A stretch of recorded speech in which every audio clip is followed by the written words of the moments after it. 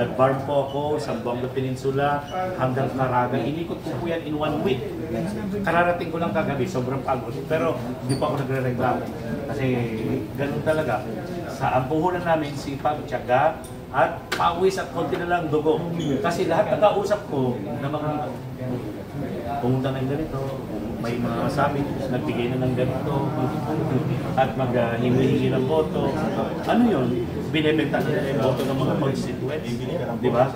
Kaya nakakalungkot na naabuso masyado.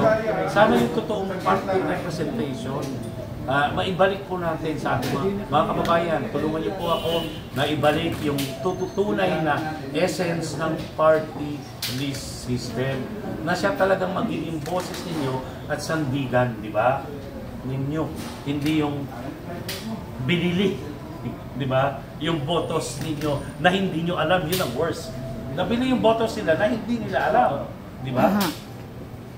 Kasi nabayaran na raw yung boss, yung leader. Pero hindi alam ng constituents. Ilalagay po sila ngayon sa sample ballots. Kasi sila po yung nagbigay ng pera. Nakakalungkot, di ba?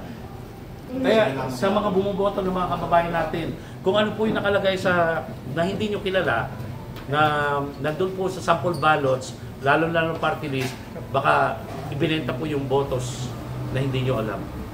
Binili po yung botos ninyo na hindi po nyo alam. Huwag niyo pong iboto.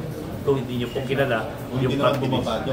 Kung hindi niyo kilala yung party list, yun po yung panawagan po sa ating mga kababayan.